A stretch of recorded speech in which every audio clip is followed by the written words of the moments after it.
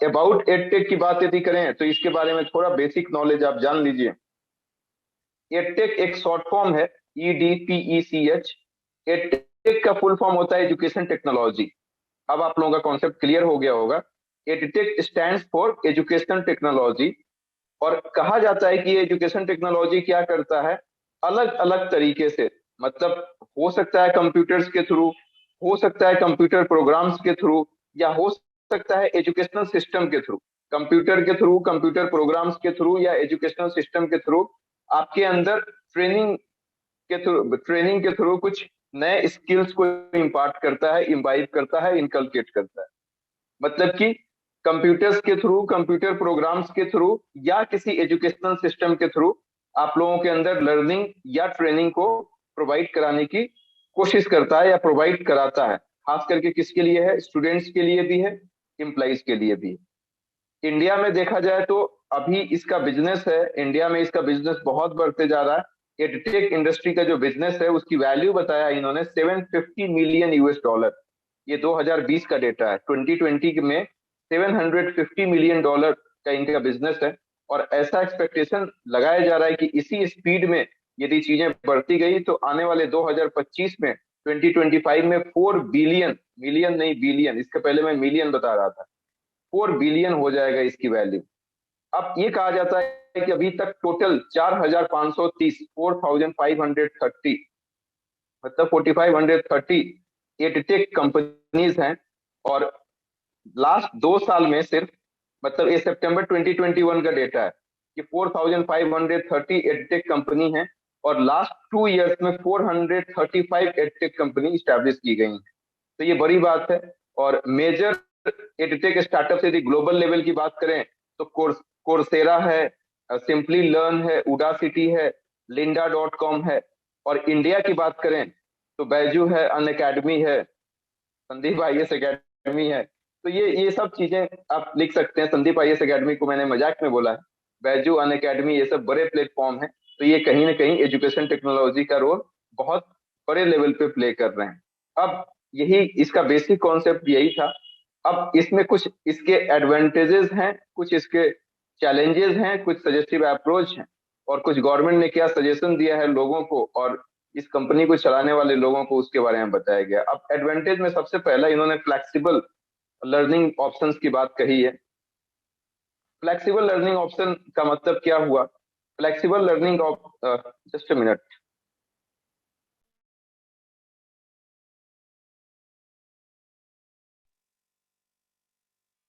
Sorry. Flexible learning option की बात कही है। पहला एडवांटेज फ्लेक्सिबल क्यों है? यदि आप इसको कंपेयर करो ना, ऑनलाइन क्लासेस को यदि आप कंपेयर करो तो आपको पता चल जाएगा फ्लेक्सिबल फ्लेक्सिबल क्यों है। फ्लेक्सिबल इसलिए है कि यहाँ पे टाइम की कोई बात नहीं है, आप कभी भी वीडियो देख सकते हैं। इसमें प्लेस की कोई बात नहीं है। पौलमी देवनाथ सिलचर में बैठी हैं, काकोली पॉल सिलचर में बैठी हैं, श्वेता दी दिल्ली में बैठी हुई हैं, लक्ष्मी जी बिहार में बैठी हुई हैं। तो कोई across length and breadth of the country आप क्लास को एक्सेस कर सकते हो। ये फ्लेक्सिबिलिटी ही तो है। यदि ऑफलाइन क्लास होता तो आपको आना पड़ता, आप अपनी जॉब छोड़ के आते, आप अपना प्लेस छोड़ के आते। तो इसमें यही कहानी है कि आपके पास एक लैपटॉप होना चाहिए, आपके पास एक स्मार्टफोन होना चाहिए, और इंटरनेट की कनेक्टिविटी ठीक ठाक होनी चाहिए। तो आप कहीं से भी इस क्लासेस को कर सकते हैं। इनफैक्ट वर्किंग प्रोफेशनल्स के लिए भी ये चीजें अब इजी हो गई है, तो फ्लेक्सिबल है। दूसरा है cost effective, more cost effective. अब मोर कॉस्ट इफेक्टिव का मतलब सिंपल सी बात है कि देखो, जो अभी ये सुचिस्मिता ने बोला था मुझे कि इग्नू से कर रही है वो, तो इग्नू से वो जब कर रही होगी तो मेरे हिसाब से उसको फीस कम लगेगी कंपेयरिंग टू एक ऐसा बंदा जिसने, जो लगातार रेगुलर क्लास जिसने ज्वाइन किया है। क्योंकि जहां पे भी रेगुलर क्लास आप ज्वाइन करेंगे, स्पेसिफिकली प्राइवेट यूनिवर्सिटीज की बात मैं कर रहा हूँ या कॉलेजेस की, वहां पे बहुत ज्यादा पैसा वसूलते हैं। क्योंकि वो जो भी इंफ्रास्ट्रक्चर क्रिएट किए हैं वो तो पैसे से ही, तो आपके ही पैसे से क्रिएट किए हैं और क्रिएट करना भी है। तो आपकी फीस ज्यादा ली जाती है। तो ये जो ऑनलाइन जो क्लासेस है वो बहुत ज्यादा कॉस्ट इफेक्टिव है ऐसा कहा जाता है। मतलब एडुटेक जो कंपनी है, जैसे बैजू हो गया, जैसे अन अकेडमी हो गया, ये काफी ज्यादा कॉस्ट इफेक्टिव है। 2 लाख 2.5 लाख रुपए आज के डेट में यूपीएससी का फीस लग रहा है सिर्फ GS का। और ऑनलाइन क्लासेस में तो मेरे हिसाब से बहुत लोग फ्री में ही पढ़ा रहे हैं। तो इसीलिए कहते हैं कि ये कॉस्ट इफेक्टिव है। नेक्स्ट है gamification and rise of edutainment. इसको ध्यान से सुनना, इसी लाइन को आप लोग जी रहे हो लास्ट 6-7 महीने से। जो नया बैच है और पुराने वाले 1.5 साल 2 साल से जी रहे हैं। Gamification and rise of edutainment, ये बहुत बड़ी बात है। गेमिफिकेशन का मतलब कि गेम्स पजल्स के थ्रू चीजों को याद करवा दिया जाता है ऑनलाइन में। और एडुटेनमेंट का मतलब कि education plus entertainment. Sandeep IAS academy में मजाक में कहते हैं, मिताली राज कहती हैं कि पढ़ाई लिखाई का तो पता नहीं, लेकिन इंटरटेनमेंट में कोई कमी हो तो बताओ।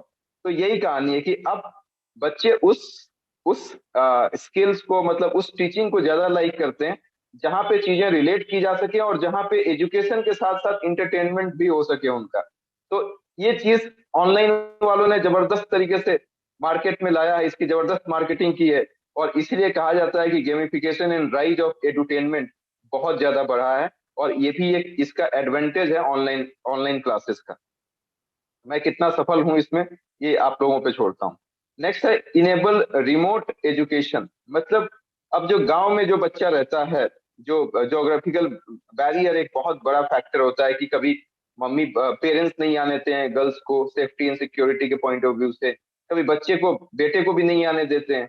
तो ये जोग्राफिकल बैरियर को तोड़ता दिख रहा है, क्योंकि अब आप अपने घर से भी कनेक्ट कर सकते हैं और वो सारी चीजें सीख सकते हैं जो आप किसी ऑफलाइन क्लास में सीख सकते थे। तो ये एक अच्छी बात है। उसके बाद कहते हैं supplement supplement government digital push. Government भी तो यही चाहती है ना कि एक डिजिटल रिवोल्यूशन आए। आप देखिए, आप फोन पे एक्टिवेट कर लिए हैं, आप गूगल पे एक्टिवेट कर लिए हैं, तो ये डिजिटलाइजेशन की तरफ हम अग्रसर हो रहे हैं, डिजिटलाइजेशन की तरफ हम बढ़ रहे हैं। तो ये गवर्नमेंट के लिए एक सप्लीमेंट का भी काम करेगा। गवर्नमेंट जिस डिजिटल रिवोल्यूशन की बात कर रही है, उसमें तो ये एडुटेक कंपनी बहुत बड़ा रोल प्ले कर रही है और उसका हेल्प ही कर रही है, डिजिटलाइजेशन कर रही है एजुकेशन का। अच्छी बात है। उसके बाद नीड फॉर रेगुलेशंस को क्या क्या चैलेंजेस आ सकते हैं उसके बारे में बताया गया। पहला है checking cyber threats. Cyber bullying वगैरह होता है, डेटा चोरी कर लिया जाता है। तो ये सब चीजें अभी बहुत ज्यादा इस पे ध्यान देने की जरूरत है। प्राइवेसी कंसर्न्स की बात करें तो भाई कभी कभी ऐसा होता है ऑनलाइन क्लासेज वाले बहुत सारी चीजें आपको कम्युनिकेट नहीं करते हैं। जब आप पैसे दे देते हैं, क्लास ज्वाइन कर लेते हैं, तब पता चलता है कि इस तरीके से भी फ्रॉड हो सकता है। तो वैसा भी बहुत सारे हैं। और बहुत लोगों ने मुझे बताया है कि बहुत सारे लोग फ्रॉड होते हैं। तो इसीलिए मैं कह सकता हूँ कि दिस इज ट्रू। उसके बाद कहता है neglect of social skills. Social skills नहीं सिखा पाते हैं, क्योंकि बच्चा जब क्लास में जाएगा, अपने ऊपर आप लोग मत लीजिएगा। आप लोगों को मैं जितना सोशल स्किल्स सिखाता हूँ शायद ऑफलाइन क्लास में कोई नहीं सिखाता होगा, या बहुत कम लोग सिखाते होंगे। सोशल स्किल्स का मतलब कि आप जब क्लास में जाते हैं ऑफलाइन क्लास में, तो एक दूसरे से आपका बहुत अच्छा इंटरेक्शन होता है, आपकी दोस्ती हो जाती है, आप अपने आइडियाज और अपने व्यूज शेयर करते हैं। ऑनलाइन में ऐसा कम ही चांस मिलता है कनेक्ट करने का। तो यही रीजन है जिसकी वजह से मैं सबसे पहले कोशिश करता हूँ कि आप लोग आपस में एक दूसरे से ज्यादा कनेक्ट कर सकें, और उसके बाद टाइम मिले तो मेरे से भी कनेक्ट कर सकें। तो लेकिन ये ऑनलाइन में नहीं होता है, ऐसा लिखा गया है। नेक्स्ट है फॉल्स प्रॉमिस। अब ये पता नहीं कितना सच सच है, कितना अ, सच नहीं है, लेकिन हाँ यदि लिखा गया है तो ऑब्वियसली सच होगा कि फॉल्स प्रॉमिस भी बहुत सारे इंस्टीट्यूट कर देते हैं। और इस वजह से भी लोगों का विश्वास ऑनलाइन से कम है, ऑनलाइन पे कम हो रहा है।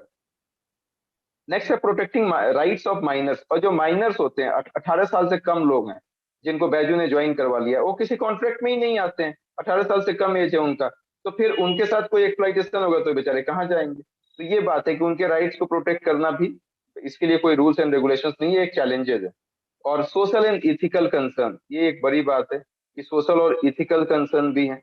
हो सकता है कि इसमें इमोशनल इंटेलिजेंस पे ध्यान नहीं दिया जाता होगा, मेंटल हेल्थ पे ध्यान नहीं दिया जाता होगा। ये सब चीजें ऑफलाइन क्लासेस में बहुत इजीली एड्रेस करी जाती हैं। तो अब इसी में वे फॉरवर्ड इन्होंने बताया है स्ट्रेंथनिंग डिजिटल इंफ्रास्ट्रक्चर। अब चूंकि आप यदि यही कराना है, ये एजुकेशन टेक्नोलॉजी को ही यदि बहुत ज्यादा ब्रांडिंग मार्केटिंग करनी है, तो कहीं ना कहीं हमको स्ट्रेंथनिंग डिजिटल इंफ्रास्ट्रक्चर को बहुत मजबूत बनाना पड़ेगा, बहुत अच्छा बनाना पड़ेगा। जहां जहां मतलब बात सिर्फ इसकी नहीं है कि गांव में नेटवर्क नहीं है तो उसको ठीक कर दो, हाइलाकांडी में नेटवर्क नहीं है तो वहां ठीक कर दीजिए, उसी की बात नहीं है। वहां पे ये ओवरऑल जो पैसा आप ज्यादा चार्ज कर रहे हो ना, अभी डेटा का दाम बढ़ाते जा रहे हैं, तो कम से कम ऐसा कर दीजिए कि आम आदमी भी उसको अफोर्ड कर सके। जो जिस क्लास को मैं फ्री में पढ़ाता हूँ, जो इकोनॉमिकली वीकर सेक्शन के लिए है, उसमें कुछ ऐसे बच्चे हैं जिनका डेटा खत्म हो जाता है, वो रिचार्ज नहीं करा पाते हैं, इतने कम पैसे हैं उनके पास। हालांकि इसमें कितनी सच्चाई है वो बच्चा ज्यादा बता पाएगा, लेकिन नो डाउट इकोनॉमिकली चैलेंज तो है ही। तो वो 2 GB का डेटा लेते हैं, 3 GB का, वो देखते देखते खत्म हो जाता है, तो वो क्लास भी नहीं कर पाते हैं कभी कभी। नेक्स्ट है सोशलाइजेशन करने की जरूरत है। सोशलाइजेशन सोशल बॉन्डिंग के तहत और इमोशनल वेलबींग की तरह के थ्रू किया जाना चाहिए। और कुछ इस तरीके से चीजें इंटीग्रेट करें, आप लोग परेशान मत होइए, हम आप लोगों का बहुत अच्छे तरीके से सोशलाइजेशन करते हैं और आप लोग खुद भी कर लेते हैं through the social bonding and emotional wellbeing. Data protection की भी बात होनी चाहिए। डेटा बहुत ज्यादा चोरी हो जाता है, तो कुछ ऐसे रूल्स एंड रेगुलेशंस होने चाहिए जिससे डेटा बहुत इजीली चोरी नहीं हो सके और डेटा को हम प्रोटेक्ट कर सकें। उसके बाद रेजिंग अवेयरनेस अवेयरनेस क्रिएट करने की बहुत जरूरत है, खास करके एडुटेक जैसे क्लासेस के बारे में। तभी हो सकता है सुचिस्मिता जैसी लड़की का पूरा वो क्या बोलते हैं इनलाइटमेंट मिल पाएगा, और ये डिसाइड कर पाएगी कि online platform is also good platform. और बाकी लोगों को भी मैं कह रहा हूँ, कुछ गवर्नमेंट ने अपनी मिनिस्ट्री ऑफ एजुकेशन ने कुछ अपने गाइडलाइंस जारी किए हैं, उसने कुछ बातें तो पेरेंट्स को बताई है, और कुछ बातें इसने एडुटेक वाले को बताई, एडटेक वाले को बताई है, एजुकेशन टेक्नोलॉजी वाले को। अब इसने आम पब्लिक को, मतलब पेरेंट्स को क्या बताया है मिनिस्ट्री ऑफ एजुकेशन, इन्होंने ये बोला है कि ये जो ऑटोमेटिक ऑप्शन होता है ना, आपके एटीएम से पैसा डिडक्ट हो जाता है, जिसको बोलते हैं ऑटोमेटिक डेबिट ऑप्शन, उसको आप मत करिए। मतलब वैसा सब्सक्रिप्शन सब्सक्रिप्शन मत लीजिए कि आपका पैसा हर महीने ऑटोमेटिकली आपके अकाउंट से डिडक्ट हो जाए। इस तरीके से हो सकता है फ्रॉड हो जाएगा आपके साथ। आप कोशिश करिए कि आप खुद जाके वहां पे करें, ऑटोमेटिक वाला ऑप्शन मत करिए। दूसरा इन्होंने बोला कि एडवर्टाइजमेंट पे ब्लाइंडली ट्रस्ट मत कीजिए। जो भी एडवर्टाइजमेंट है उस पर ब्लाइंडली ट्रस्ट मत कीजिए। हो सकता है कि उससे दिक्कत हो जाएगी, वो जो भी एडवर्टाइजमेंट करते हैं वो उसको फुलफिल नहीं भी कर सकते हैं। कोई भी एडटेक कंपनी वाले की बात कर रहा है, ये मिनिस्ट्री ऑफ एजुकेशन ने सजेशन दिया है। और इसके बाद इन्होंने इन्होंने बोला है कि पेरेंट्स के बिना कंसेंट का आप कोई चीज मत करिए, खास करके ये ऑनलाइन जो क्लासेज है उसके लिए।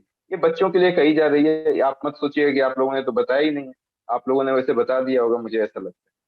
और उसका मिनिस्ट्री ऑफ एजुकेशन ने जो इनको बोला है एडटेक वाले को क्या क्या फॉलो करना चाहिए, उसमें बोला है कि इनको कंज्यूमर प्रोटेक्शन रूल 2020 के हिसाब से चलना चाहिए। उस सारे रूल्स को कंप्लाई करते हुए अपने बिजनेस को कैरी ऑन करना चाहिए। और ASCI कोड जो है सेल्फ रेगुलेशन का, वो किसी भी एडवर्टाइजमेंट के लिए इनको फॉलो करना चाहिए। तो आर्टिकल इतना ही है। Thank you.